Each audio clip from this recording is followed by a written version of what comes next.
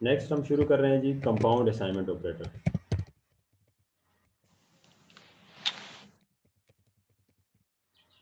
Compound assignment operator क्या है कि हम असाइनमेंट ऑपरेटर और अरिथमेटिक ऑपरेटर को कंबाइन करके यूज करेंगे। ठीक है, तो कैसे यूज करेंगे?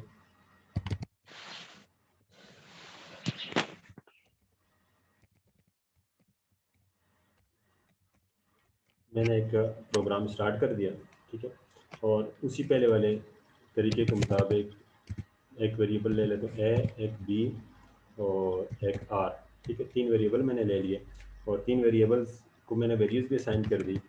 ए is equal to 7, b is equal to 9 और आर इज इक्वल टू जो हमारे पास रिजल्ट आएगा, और इसके बाद इस रिजल्ट को मैं यहाँ पर डिस्प्ले करवा देता हूँ। ठीक है, अच्छा, अब यहाँ पर मेरे पास कंपाउंड असाइनमेंट ऑपरेटर। ठीक है, मैंने क्या करना है, मेरे पास चूँकि प्रोग्रामर या कंप्यूटर के लोग आपको पता है कि बड़े सुस्त होते हैं। ठीक है, इनकी ख्वाहिश होती है कि हमारा काम कॉपी पेस्ट से चल जाए। ठीक है, और ज़्यादा से ज़्यादा चीज़ें हमें खुद ना लिखना पड़े।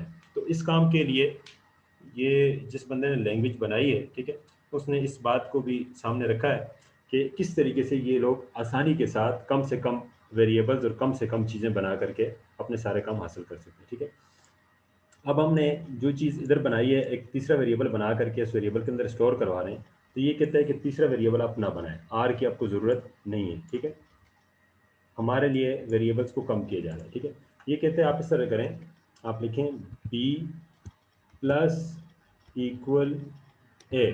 ठीक है, इसका मतलब क्या होगा, मैं इधर साथ में कमेंट कर देता हूँ, b is equal to b plus a. ठीक है, तो आपके पास जो आप स्टेटमेंट इस तरह से लिख रहे थे, b is equal to b plus a, तो इसने शॉर्टकट में b plus is equal to a कर दिया। ठीक है, इसका मतलब कि आपके पास ए और बी दोनों ऐड हो जाएंगे और रिजल्ट वापस बी में आएगा, और वो बी का रिजल्ट आप यहाँ पर डिस्प्ले कर दें। इस तरीके से आपका एक वेरिएबल भी कम हो गया, मेमोरी भी आपके पास कम यूज़ होगी, रैम के ऊपर आपके कम से कम बर्डन आ जाएगा, और दूसरी बात ये कि ये वेरिएबल आपके पास आसानी से वही काम करेगा जो आपको वहाँ पर चाहिए। और यहाँ पर आपने इसके लिए इतना कोड भी नहीं लिखा या जितनी चीज़ें आप पहले लिख रहे थे। ठीक है, तो प्लस भी लिख लिया आपने। सर एक बार अगेन रिपीट करें, एक बार रिपीट करें इस चीज को।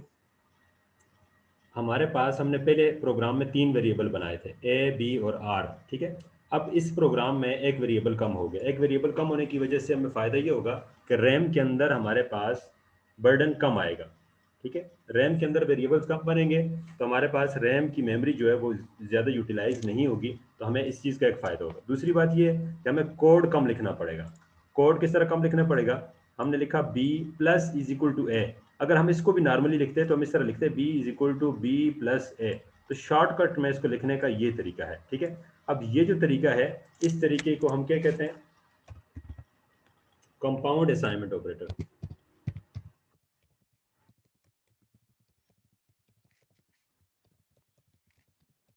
आपके पास ये प्लस इक्वल टू जो ये है, ये कंपाउंड असाइनमेंट ऑपरेटर कहलाता है। ठीक है, plus equal to, similarly minus equal to, multiply equal to, divide equal to, modulus equal to. ठीक है, सारी चीज़ें वही अरिथमेटिक ऑपरेटर के साथ ये सारी चीज़ें रिपीट होंगी।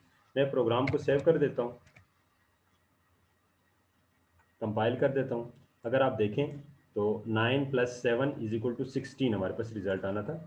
तो अगर हम इसको इस तरह से ऐड करते b is equal to b plus a, तब भी इसी तरह है।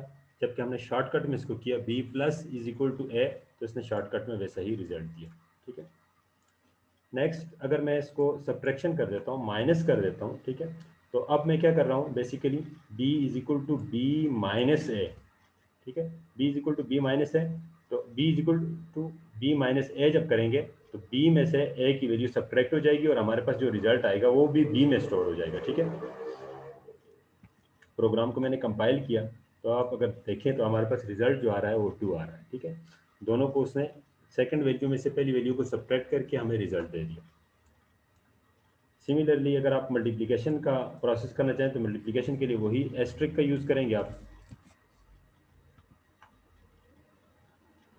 ठीक है, तो 7 9 टाइम्स 63 आपके पास आ जाएगा। ठीक है, ये हमारे पास मल्टीप्लिकेशन आ जाएगा। अगर आप डिवीजन यूज़ करना चाहते हैं, ठीक है, तो उसी तरीके से स्लैश का यूज़ करेंगे। ठीक है, ये बाद में मैं जो चेंज कर रहा हूँ ये जस्ट कमेंट है, ठीक है, इसमें वैसे आपको समझाने के लिए चेंज कर रहा हूँ, असल काम यहीं पर हो रहा है, ठीक है। अगर ये आप ना भी लिखें तो कोई फर्क इससे नहीं पड़ेगा। तो अब अगर हम b डिवाइडेड बाई a करेंगे तो हमारे पास 1 टाइम जाएगा और बाद में रिमाइंडर जो बचेगा, रिमाइंडर के केस में 2 बच जाएगा। 9 डिवाइडेड बाई 7 करेंगे, ठीक है, तो आपके पास 1 टाइम जा रहा है तो 1 उसका रिजल्ट आ गया। और अगर आप इधर मॉडुलस लगा देते हैं, ठीक है, अब की बार मैं कमेंट्स में नहीं चेंज कर रहा ताकि आप लोगों को ये ना हो कि आप कमेंट्स में चेंज करने से कोई फर्क पड़ा। तो मॉडुलस आपके पास 2 बच गया, ठीक है। तो वही काम जो इससे पहले वाले प्रोग्राम के अंदर हमने अलग अलग वेरिएबल्स में किए, यहाँ पर हमने एक तो वेरिएबल कम कर दिया, दूसरा हमने जो स्टेटमेंट्स थी हमारे पास वो हमने कम कर दी, ठीक है। जो स्टेटमेंट का साइज था वो हमने कम कर दिया। तो समराइज कर देते हैं इस चीज़ को लास्ट में।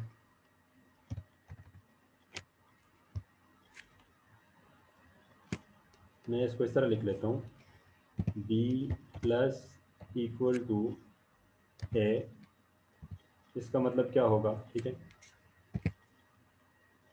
इसका मतलब होगा जी b is equal to b plus a, ठीक है। मैं कॉपी पेस्ट कर देता हूँ, बीइंग ए प्रोग्रामर, ये कंप्यूटर का बंदा होने के नाते, ठीक है, हमें कॉपी पेस्ट से बड़ी अच्छी चीज़ें आती हैं, माइनस, मल्टीप्लाई, डिवाइड और मॉडुलस, और यहीं पर भी इसी तरह के ऑपरेटर्स होंगे हमारे पास, ठीक है। b plus is equal to a का मतलब क्या है, b is equal to b plus a. b minus is equal to a का मतलब है b is equal to b minus a. b multiply equal to a का मतलब है b is equal to b multiply by a. b divide equal to a का मतलब है b is equal to b divided by a. b modulus is equal to a का मतलब है b is equal to b modulus a, ठीक है। तो यही चीज़ें हमारे पास क्या कहलाती हैं, कंपाउंड असाइनमेंट ऑपरेटर।